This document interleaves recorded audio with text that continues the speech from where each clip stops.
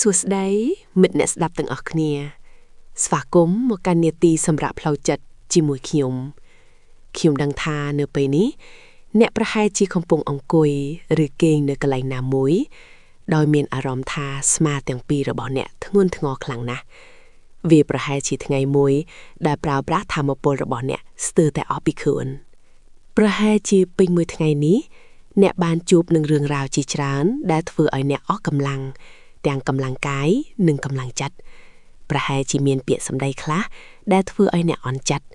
ការងារខ្លះដែលមិនដូចអ្វីដែលអ្នករំពឹងទុកឬសម្ពាធពីមនុស្សជុំវិញខ្លួនដែលធ្វើឲ្យអ្នកមានអារម្មណ៍ថាថប់នឹងហើមខ្ញុំចង់ប្រាប់អ្នកថាវាមិនអីទេដែលអ្នកមានអារម្មណ៍ថានឿយហត់នៅថ្ងៃនេះ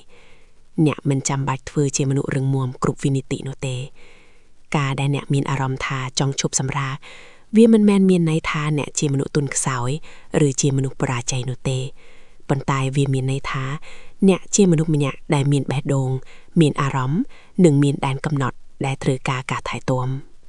សាកល្បងដកដង្ហើមចូលឲ្យជ្រៅជាមួយខ្ញុំបញ្ចូលខ្យល់អុកស៊ីហ្សែនឲ្យពេញសួតហើយដកដង្ហើមចេញមកវិញយឺត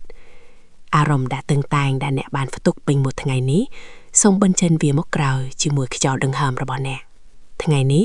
អ្នកបានខិតខំប្រឹងប្រែងអស់ពីសមត្ថភាពហើយទោះបីជាលទ្ធផលវាមិនទាន់បានដូចចិត្តក៏អ្នកបានតស៊ូឆ្លងកាត់វាបានយ៉ាងល្អណាស់ទៅហើយកុំភ្លេចនិយាយពាក្យអរគុណទៅកាន់ខ្លួនឯងផងណាអរគុណរាងកាយនេះដែលបានដើរជាមួយអ្នកគ្រប់ជំហានតាំងពីព្រលឹមរហូតដល់យប់ជ្រៅ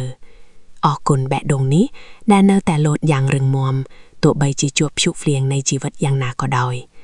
អ្នកជាមនុស្សដែលអស្ចារ្យនិងមានតម្លៃជាងអ្វីដែលអ្នកធ្លាប់គិតទៅទៀតយប់នេះសូមអនុញ្ញាតឲ្យខ្លួនឯងបានសម្រាកឲ្យបានពេញលេញបិទភ្នែកចុះបោះបង់ចោលនៅក្តីកង្វល់ទាំងឡាយដែលនៅជំពាក់ជំពិនក្នុងខួរក្បាលទុកឲ្យរឿងរ៉ាវដែលមិនទាន់ដោះស្រាយចិនជាបន្ទុករបស់ថ្ងៃស្អែកចុះព្រោះនៅពេលនេះគឺជាពេលវេលាដ៏ពិសិដ្ឋសម្រាប់តែអ្នកនិងភាពស្ងប់ស្ងាត់ប៉ុណ្ណោះគ្មាននរណាម្នាក់មកទាមទារអ្វីពីអ្នកទៀតទេនៅក្នុងនីតិនេះចង់ចាំថាសូម្បីតែព្រះអាទិត្យដែលភ្លឺចិញ្ចែងចិញ្ចាចក៏ត្រូវការពេលលិចទៅវិញដើម្បីសម្រាកនិងផ្ដល់ពន្លឺដល់លោកខាងលិចដែរផ្កាក៏ត្រូវការពេលបិទត្របក់ដើម្បីរីកស្គួរស្កាយនៅថ្ងៃថ្មីអ្នកក៏ដូចគ្នាដែរ